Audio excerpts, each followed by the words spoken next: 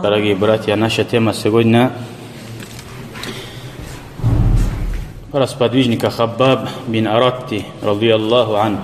Имя его Хаббаб, сын Аратти. Какие были мусульмане, что они пережили, чтобы довести ислам до нас, чтобы показать, как они терпели. Аллах Та'ала Всевышний сделал их образцом для нас, чтобы мы последовали за ним. Как они терпели ради Аллаха и стремились к удовольствию Аллаха. Сегодня то, что случилось на днях в Афганистане. Около 100 хафизов, выпускников, которые наизусть выучили Коран. Дополнительно еще 50 человек раненые остались. Ученые, открыт от завершения, когда дипломы давали, их разбомбили эти тагуты, эти кафиры, враги ислама, враги Аллаха. Да, конечно, тяжело кому? Тем людям, которые погибли, им не тяжело. Они за секунды потеряли эту дунья. И они не почувствовали муку смерти. Шахиды это не почувствовали. И не почувствуют никогда. Однако, конечно, больно тем людям, которые родителям, учителям, которые их труд вложили в них, которые ждали будущего от них. Трудно мусульманинам потерять таких людей. Как пророк, алейхиссалату вассалам, в свое время отправлял 70 сподвижников из самых лучших хафизов одному народу. Они пути вероломно поступили. Сами просили отправлять, чтобы их изучали ислам. Однако всех, ни одного, до единого этих сподвижников всех убили. Пророку, алейхиссалату вассалам, это очень больно было. За этих асхабов, которые погибли, он месяц после утреннего намаза дуа делал за тех людей, которые их уничтожили. Но они не уничтожены, они живые. Как Аллах в Коране говорит: «Вала тахзабанна аллазина кутилу фи сабилиллях». Вы не считайте ни в коем случае, что те люди, которые умерли в пути Аллаха, они погибли. Они живые, говорят. Действительно, на самом деле, погибли, умерли те люди, которые их убили. Они мертвые, они свиньи. Не дай Аллах быть на них похожи. Когда убили Джафар бин Аби Талиб, двоюродного брата пророка, алейхиссалату вассалам, пророк не участвовал в этом газавате.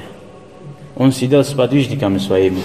Однако он одно время поднял голову и сказал: «Ва алейкум ассалам ва рахматуллах». Асхабы удивились, спросили: «Я Расулаллах, кому салам ответил ты?» Он ответил, пророк, алейхиссалату вассалам: «Вот Джафар стал шахидом в пути Аллаха. Вот он с раю прилетел ко мне. Вот перед вами он стоит, мне салам дает», говорит. И Аллах ему поминал за оба руки, которые отрубили ему. Крылья Аллаху Та'ала ему дал, говорит. Этот сподвижник, он был как руководитель, как флаг держал мусульман. Когда ему одну руку отрубили, он взял с левой рукой флаг. Потом левую руку отрубили, он держал обоими руками, вот этим кистом, вот этим, как это называется, локтями держал. Потом в конце сзади, когда ему ударили, он флаг отдал другому. Однако, когда его забрали оттуда, чтобы ему помочь чем-нибудь, ему предложили воду. «О, Джафар, пей воду», говорит. Он говорит: «Я сегодня ураза держу», говорит. «Я хочу опускать ураза в раю», говорит, иншаллах. Он не выпил эту воду. Когда посчитали его раны в теле, у него 90 ран было, говорит. Все впереди, говорит. Ни одна рана сзади нету и боку. Все впереди было, говорит. Этот человек, ему было 37 лет, Джафар бин Аби Талиб, ради Аллаху. Он не отвернулся, даже чтобы враги не подумали, мусульмане так боятся. До последнего. Вот так он умер. Но однако пророк, алейхиссалату вассалам, Аллах ему показал, что творится в азавате, и ему салам возвращал. Вот наши сахаби, как они ради Аллаха, ради довольства, они к этому стремились. Что мы видим в наше положение сейчас? Мусульмане, как одно тело, говорит. Если одно тело болит, где-то одно место, он весь тело должен болеть за этого. Вот на днях то, что случилось, что у нас внутри беспокоило, или даже если дуа не можем за них делать, конечно, у нас сейчас нету сил, чтобы туда пойти. Такой возможности нету. и там чем-нибудь помочь количество людьми сейчас не получается. Настолько мы знаем, все по-другому сейчас. Мечом, луком никто не дерется, не воюет сейчас. Поэтому хотя бы дуа от души делать. Аллаху Та'ала нам такие беды не спасает из-за наших грехов, из-за нашей неблагодарности исламу. Это для них рай, для них это награда. Для нас это испытание. Какая реакция у нас будет? Эти молодые, маленькие сыновья, они прямо в рай пошли. Алхамдулилля, они Аллахи радуются. Они говорят: о Аллах, был бы такой возможность, чтобы тех людей обрадовать, что истинный путь такое наслаждение, такой радость. Когда так шахиды сказали в раю, Аллаху Та'ала не спасал Куран аяты, что они вам передают такие, что вы не беспокоились, не сдавались, не слабели. До конца шли пути Аллаха. Хаббаб бин Аратти тоже 16 лет, как он принял ислам. Он 6-й человек был, который принял ислам. Однако он был раб. Женщина, которая купила его, он хотел его заставить работать и над ним заработать деньги. И Хаббаб, он одному дал профессору, который хорошо разбирается в мечах, чтобы он учил его мечи делать. Он очень скоро учился, говорит. Хорошо свою работу делал Хаббаб. И весь Мекка про него говорил: Хаббаб очень хорошо делает свои мечи и в свое время. Аманат, чистый, правильный, какой характер у него. Такой был Хаббаб до ислама тоже.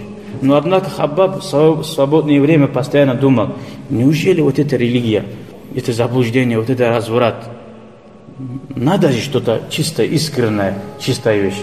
Он искал это.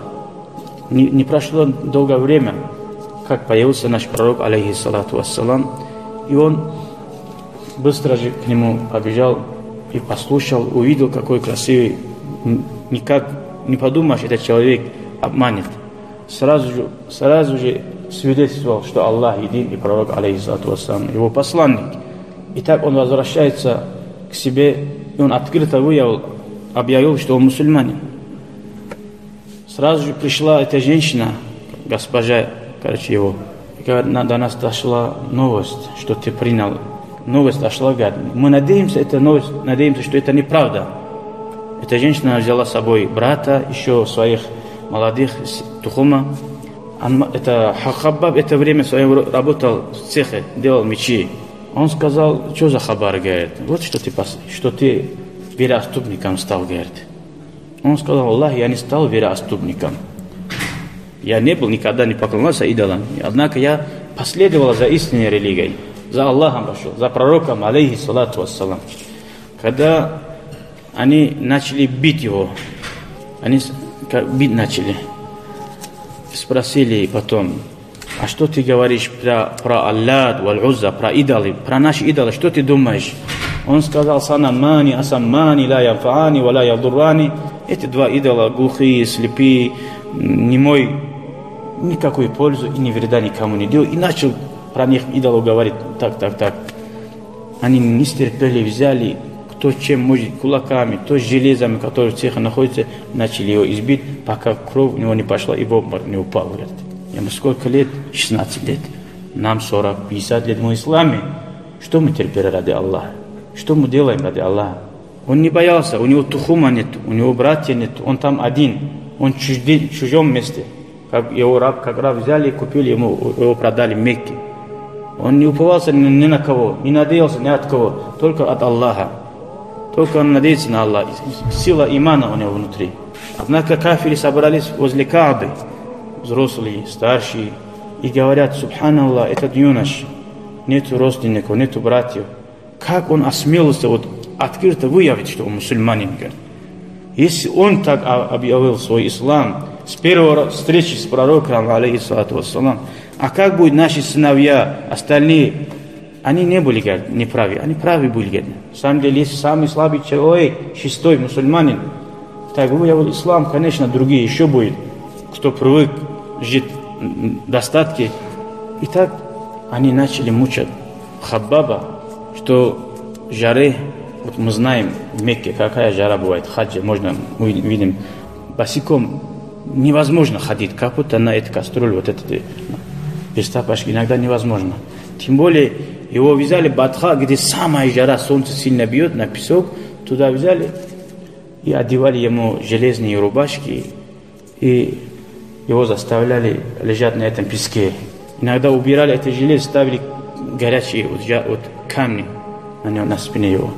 От спины, говорит, вот это его масло, вот это чаще вот так, как это говорится, сливалось, что ли. Также однажды Хаббаб бин Аратти, радийаллаху анху, эта женщина увидела пророка, алейхиссалату вассалам, что заходит к нему цех. Он же последовал, несмотря молодой, не молодой, пророк, алейхиссалату вассалам, к нему гость идет, чтобы его успокоить, чтобы его обрадовать раем, чтобы он терпел дальше. Эта женщина Умму Анмар увидела, у него вот крыша поехала, говорит. Взяла с этого железный, как это называется, не уголь, как это, которые железные, которые горят в аду. Котел, с котла взял эти железы и на его расплавленный желез, горячий желез взял, прямо на голову вставлял, говорит. Дым с головы ходило у него, но он терпел. Он мог бы мечом ударить, убить его на месте, но однако он не делает это. Почему? Потому что Аллах повелел терпеть. Это начало ислама, чтобы они были для нас образцами, чтобы мы узнали, какие мы мусульмане. Если мы сравниваем себя с современными мусульманами, которые на улице, кто гуляет, кто развратом ходит, мы думаем, субханаллах, мы там и такие чистые, да? У нас самодовольство получается, и плохое мнение о других. Когда мы читаем таких юнош, сподвижников, их историю, мы думаем, какие мы слабые люди. Вот так его мучили. Однажды Умар асхаб, радийаллаху анху, после смерти пророка, алейхиссалату вассалам, собрались, и там был Хаббаб.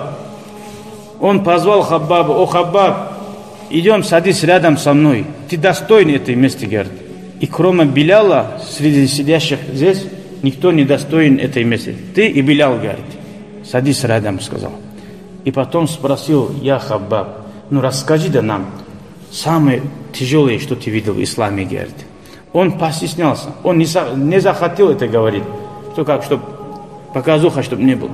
Умар асхаб, радийаллаху анху, настаивал: ну расскажи, да, чтобы эти поняли, какой был ислам в начале, что они сейчас делают, чтобы они видели. Если им это показывать хочет Умар асхаб, радийаллаху анху, а нам что? Мы на джума приходим, спим. Субханаллах, видишь, что люди спят, джума один день. Хаббаб все-таки, когда Умар асхаб, радийаллаху анху, настаивал, снял сверху просто рубашку, так снял, Умар асхаб развернулся, говорит, как это, сразу страх получилось у него, говорит, субханаллах, как можно так? Это как с тобой случилось, говорит. Потом он рассказал некоторые моменты. Однажды, говорит, кафири сжигали огонь, говорит. Когда-то уголь бывает после огня, как шашлыки делают. С меня рубашку снимали, говорит, заставляли лежать на этом угле. У меня вот это масло текло, говорит, с тела. Кровь текла, и она тушила, говорит, огонь, говорит. Вот такое терпение ради Аллаха. Что мы делаем? Аллаху неблагодарны мы. Каждом улице джамаат, джума. На намаз зовет, мы не идем. И думаем, считаем себя мусульманами. Такие истории нам часто надо читать. Но однако Хаббаб бин Аратти, радийаллаху анху, очень тяжело стало ему терпеть это. Он пошел к пророку, алейхиссалату вассалам, и увидел, что он лежит возле Каабы. Пророк, алейхиссалату вассалам, не боялся от кафиров. Каабы их много не было, он мог спокойно идти там поспать, потому что Аллах защитит его.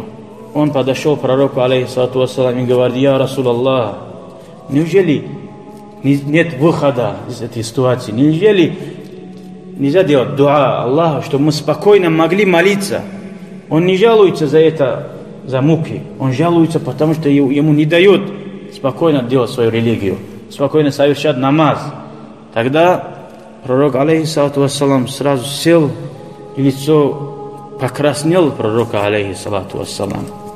Ему это больно стало, что его последователи так пожаловались. Субханаллах. Он эту жалобу не смог терпеть. Как можно, говорит, жаловаться, говорит, когда до вас мусульмане, которые были, говорит, их на два части, говорит, разделяли, говорит. Вот это ножок, да, вот, пилок ставили, говорит, на два части. Иногда железными расческами их обдирали, вот кожу, мясо, кости выходили, говорят, кости пока не появились. Их это не возвращало к своей религии, говорят. Они придерживались до конца, до смерти. Потому что рай не просто так достат. Аллаху Та'ала испытывает. Никогда, не всегда вот так, просто так мы пришли, молимся. Аллахи, каждому из нас придет такое время, где испытание он увидит в жизни. Аллах это нам обещал. Афахасибтум, как Аллах говорит, вы разве считаете, что достаточно, что вы сказали, верим в Аллаха? Нет, говорит, я из вас каждого буду испытывать. Вот каждому по-разному, в разных местах это испытание он получает. Вот там оценку будет ставить за все намазы, которые держал ураза, там результат будет. На это оценка будет, как экзамен. Вот таким были сподвижники, ради Аллаху. Однако вот Хаббаб, он жил долго, говорит, долго жил. И мусульмане разбогатели. Разбогатели своими войсками, войнами, получали вот это ганимат. У него много денег было. Он эти деньги оставлял в мешке перед дверью, говорит. Кто проходил, нуждающий человек, кто хочет, проходил, взял сколько хотел. Он никого даже не спрашивал, сколько надо. Зачем тебе надо, не спрашивал. И перед смертью он плакал.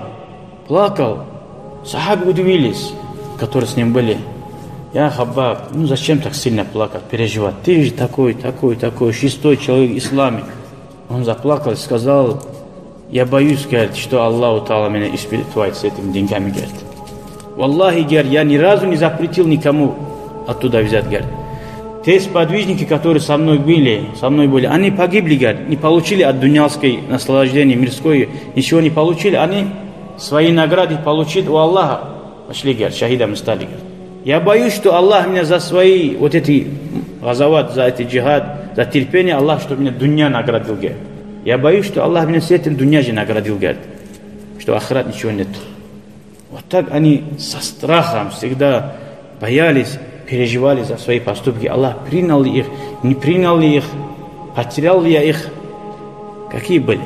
Конечно, мы, как они, не сможем быть, потому что они от пророка, саллаллаху алейхи вассалям, от нур, который светит, взяли ислам.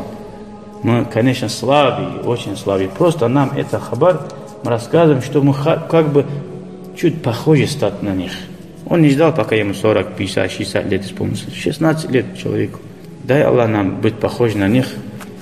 Дай Аллах уничтожить тех кафиров, которые всегда воюют против ислама, против истины.